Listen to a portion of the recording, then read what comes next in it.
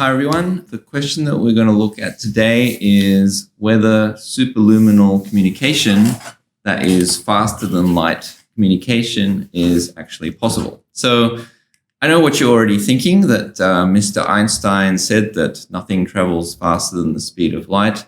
So of course you can't communicate faster than ultimate speed limit of the universe, which is the speed of light. But there's an interesting tension that exists between quantum mechanics and relativity. And so just to illustrate this, let's consider this example, which is an entangled pair, which is shared between Alice and Bob, separated by maybe many light years. And what you can do with such an entangled pair is that you can do something a lot like some kind of communication protocol. Alice makes a measurement in the x basis, and then what happens, according to quantum mechanics, is that Bob's state will immediately collapse to an x basis state. Now, it's a random state, but it's always an x basis state. Now, if Alice chooses to make a measurement in the z basis, then this will turn into a state that's in the z basis on Bob's side. So what you could do is something like this. If Alice wants to send a digital 0 bit of information, then she just chooses to measure in the x basis, and then Bob will get a state in the x basis either way. If Alice wants to send a digital 1 bit of information, then she measures in the z basis, and Bob will get a state in the z basis. Now, Bob's state is random either way, but these are different states, and so if he can tell the difference between these states, then he should be able to receive that information. Now, if you're wondering how long it takes for this process to actually occur, then people have actually looked at this kind of thing. There's a paper that goes back to 2008. They actually test this so-called spooky action at a distance that Einstein called it. The kind of experiment that they actually do is to do a continuous Bell test oriented in the east-west direction of the Earth. And basically the idea of this is that as the whole Earth rotates, this whole measurement apparatus actually rotates with it. And if you observe a Bell violation that is happening across 12 hours, then basically this sweeps through all possible coordinate frames. And even if there was a hypothetical reference frame where the spooky action of distance was some finite value, then basically what this shows is it rules out all such reference frames, and you can conclude that this spooky action distance happens at least 10,000 times faster than the speed of light. So basically this communication between Alice and Bob is consistent with instantaneous. Now, what is interesting here is that what actually saves the fact that you actually can't do superluminal communication is nothing got to do with relativity.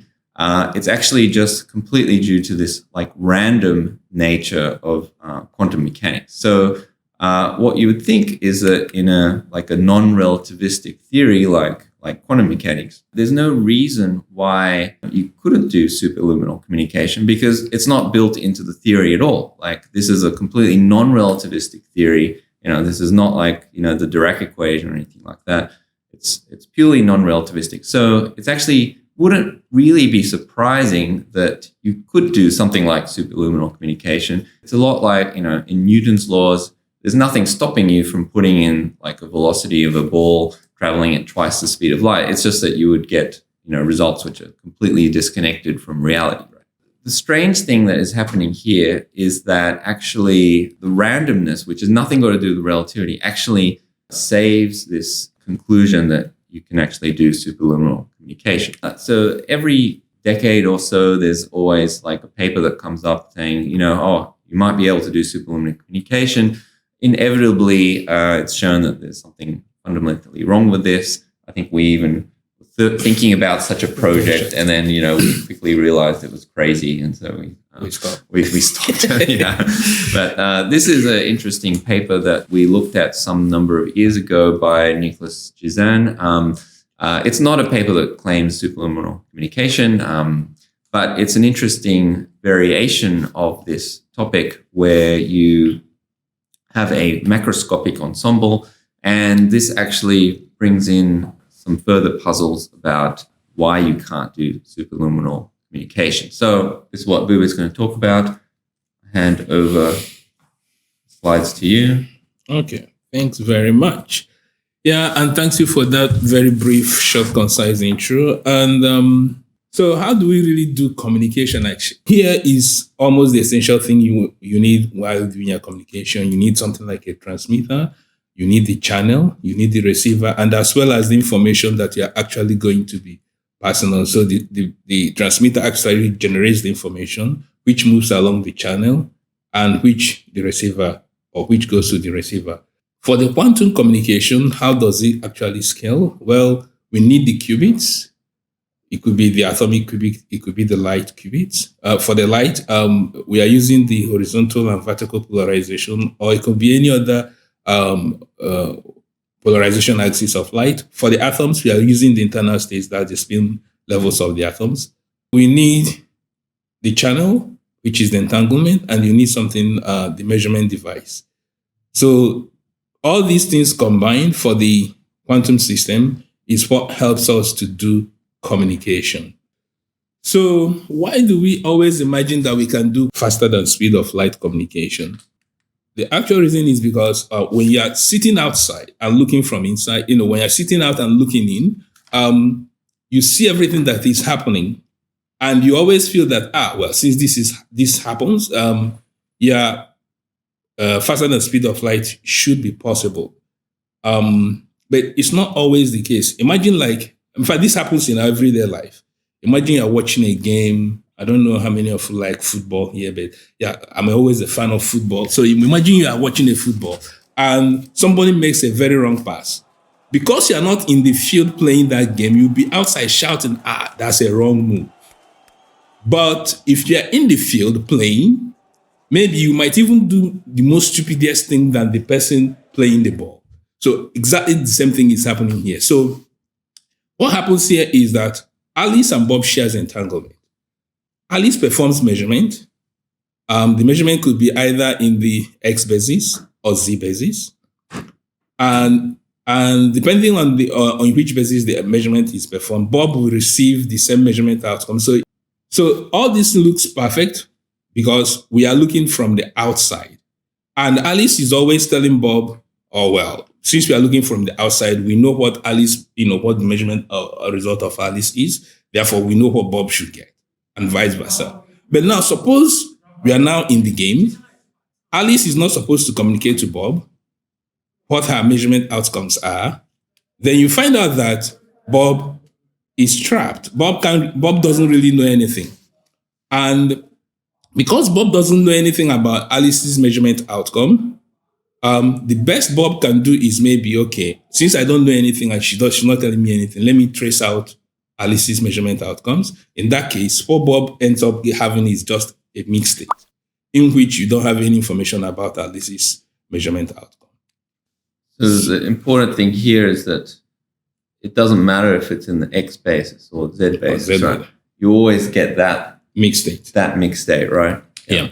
So it actually looks exactly the same, even though the underlying states are different. Yeah.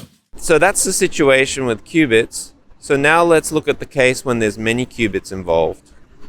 So again, Bob and Alice share some spins, and the spin is entangled. So, and here is the light where Alice is using to measure, and that is the detector. And what you simply find is that when Alice performs measurement, Alice is doing measurement singly on each atom.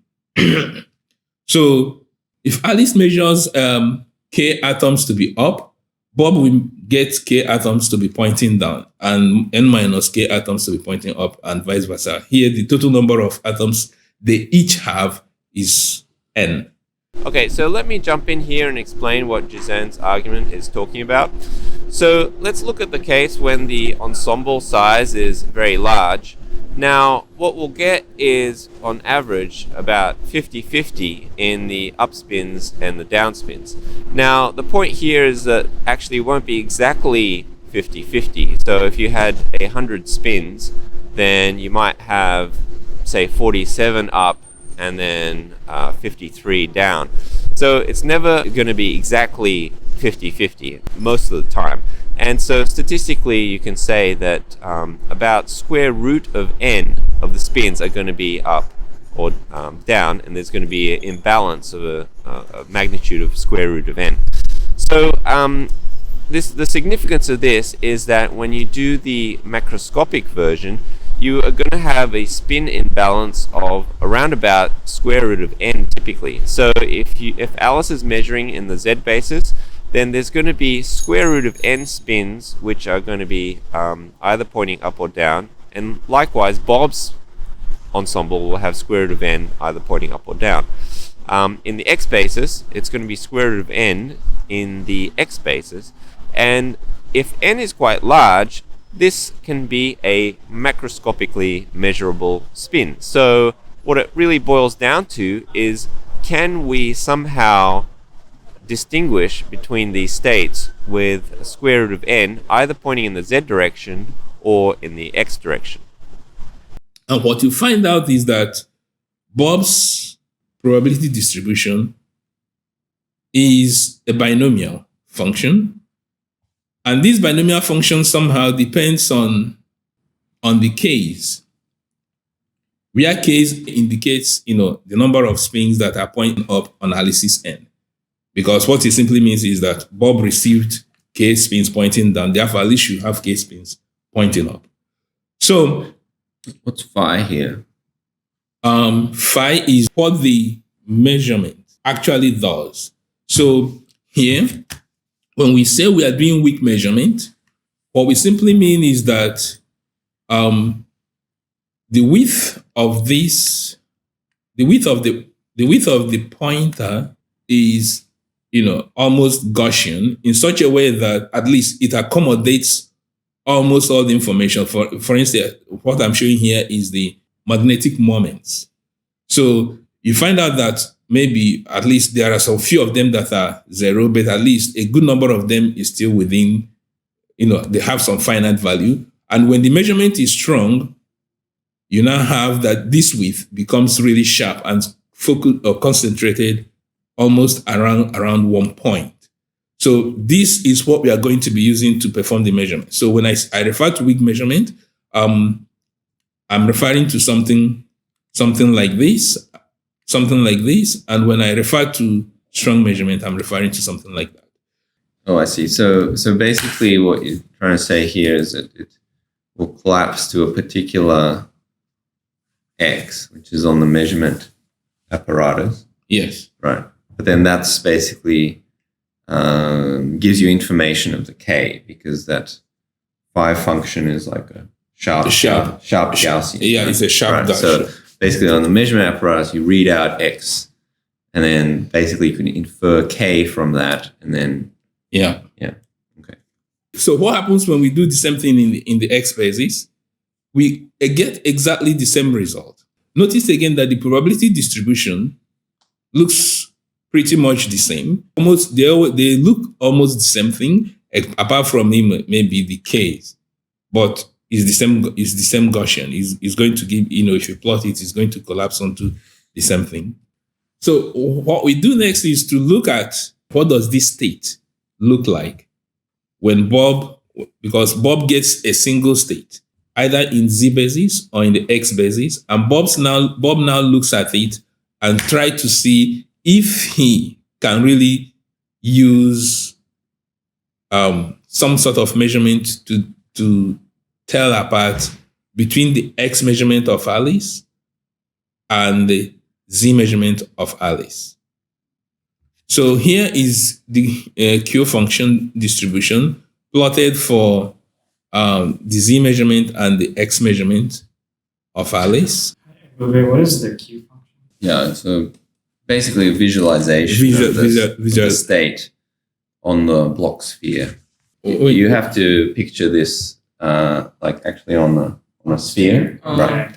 And then, and it's basically a lot like the block sphere, right? So basically, where it's red is more or less, you can think of it as the position on the block sphere, but it's for a spin ensemble. So you can think of it like the average position on the block sphere for an ensemble. So basically, like in this left one, it's basically in the equator. Yeah, in the equator region. Yeah. So what this shows is that for the X measurement, like Tim just rightly said, this is on the equator. The Z measurement, isn't it? Yeah, sorry. For the Z measurement, the thing is on the equator, and you see that the error, the spread you have here is small, right?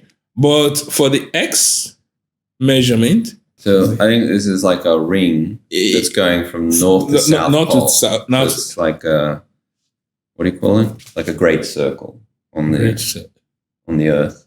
Yeah. No. It's Well, the anyway. great circle. The prime meridian? I don't know. Just From the north.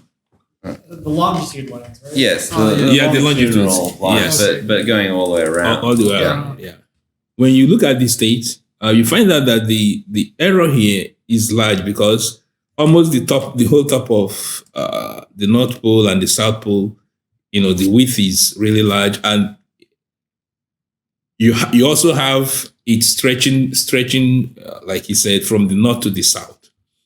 But the shape is probably exactly the same. Yes, it's just it depends on what area you're talking about. Are you talking about like some Z errors or something? Yes. Okay, yes, of course, yes, because this one is along the equator, Along the right? equator, yeah. So it's relatively flat this way, but then this one is going up north-south, so obviously the error is north-south. Yeah, Big, so the error this way is big, but the error this way is small. Yes. Okay, so let me just explain with this ball here. So when Alice does an X measurement, basically it comes out along the equator like this. And if Alice does a X measurement, then it'll come around basically around one of these longitudes that are going around, right? Now, the thing is that you can definitely distinguish between if it's on the equator or if it's going around this north-south route. But the problem is that actually it randomly comes out at various latitudes if you're doing the Z direction. And also it comes at various positions if you're doing an X measurement. So basically, if you look at the variance of a single shot, it's actually very, very narrow. But because it comes out randomly at each point, actually the variance becomes really large in the end. And it's the same for the X direction. If you're trying to measure the variance, then even for a single shot, it's actually very large.